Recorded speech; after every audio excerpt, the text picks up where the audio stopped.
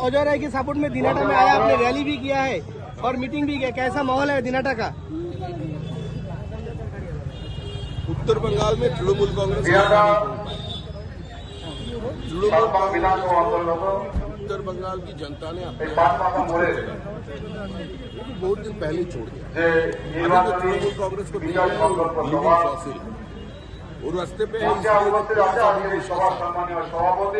जिस दिन पुलिस नहीं रहेगा तो सारे के सारे माइग्रेंट बन जाएंगे। यहाँ का जो अपने एमएलए है वो हमारा नेबर भी है, कलकत्ता के विधाननगर में रहते हैं, वो ऐसे विधाननगर चले আজকে বক্তব্য রাখতে গিয়ে বলেছেন পৃথিবীর এমন কোনো শক্তি নেই যে শক্তি 4 তারিখের পরে তৃণমূল সরকারকে আটকাতে পারে।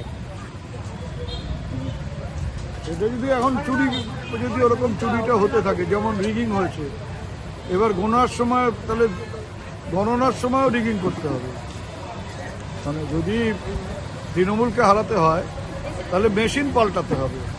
এখন নির্বাচন কমিশন যদি ওই মেশিন পাল্টানোর বন্দোবস্ত করে তাহলে কি হবে জানি না, কিন্তু তা না করলে পৃথিবীর কোনো শক্তি নেই তৃণমূল কংগ্রেসকে হারায়। আপনার প্রসঙ্গ টেনে বলেছেন আপনি শ্রমিক ভট্টাচার্যের কলকাতায় যে বাড়ি রয়েছে সেই বাড়ির আপনি প্রতিবেশী। 4 তারিখের পর আপনার সঙ্গে বিধাননগরে দেখা হবে, দিনাটা স্যার আপনি যাবেন বলতে পালিয়ে যাবেন? আপনি পালাবো কেন, আমি শপথ দিতে যাব। 4 তারিখের পর তো আমি শপথ দিতে যাব কলকাতায়, দেখা হতেই পারে তখন। মুখ্যমন্ত্রী মমতা বন্দ্যোপাধ্যায় এতদিন পশ্চিমবঙ্গের সাধারণ মানুষের সঙ্গে ছলচাতুরি করেছেন, পরক্ষণে তিনি যখন বুঝতে পারলেন সাধারণ মানুষ সেই ছলচাতুরি ধরে ফেলেছে, তিনি ঠাকুর দেবতাদের সঙ্গে ছলচাতুরি শুরু করলেন। ও তো জানে না, ও তো চলে গেছে।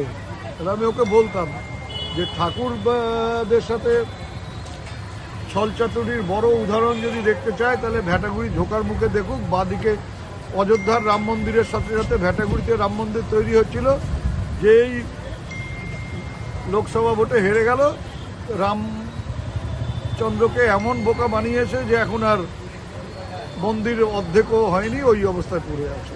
তারা ঠকায়, ঠাকুরকে কারা ঠকায় সেটা তো প্রমাণ হয়ে যায় ওদের কার্যকলাপ দেখে। তৃণমূল কংগ্রেস বুঝে গেছে তৃণমূল কংগ্রেস হেরে যাবে, আর সেজন্যই এখন থেকে বাড়ি বাড়ি গিয়ে ভোটারদের হুমকি দেওয়া শুরু করে দিয়েছে।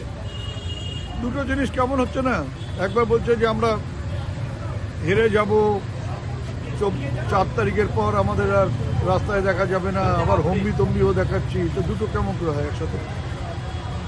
এই যদি যাবো মনে করি তাহলে আর তম্বি দেখাবো কেন? তাহলে তো এখন থেকেই ঘরে বসে যেতাম। হুমায়ুন কবির, নওশাদ সিদ্দিকী প্রত্যেকেই তৃণমূলের থেকে তারা বলতে গেলে জন্ম এবং তৃণমূল হয়ে কাজ করছে।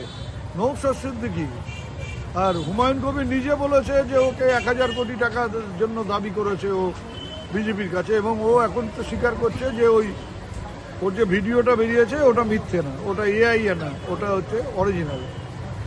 বলছে যে 19 মিনিট না, ওটা 51 মিনিটের, কিন্তু অস্বীকার করেনি যে না ওটা একেবারে মিথ্যে। মারছে মুসলমান, মরছে মুসলমান। বিজেপির সঙ্গে ভারতীয় যারা মুসলমান তাদের কোনো রকম শত্রুতা নেই, তৃণমূল মুসলমানদেরকে ব্যবহার করছে। আমরা মুসলমান হিন্দু কিছু বুঝি না, আমরা মনে করি যে সবার ধর্ম সবার কাছে, সবাই ধর্ম পালন করবে, আর মানুষের জন্য আমাদের লড়াই, সেখানে হিন্দুও থাকবে মুসলমানও থাকবে। সবশেষে বলেছেন উত্তরবঙ্গ থেকে তৃণমূল এবার নির্মূল হয়ে যাবে। উনি যেন 5 তারিখে এসে একবার উত্তরবঙ্গে ভোটের ফলাফলটা দেখে যান।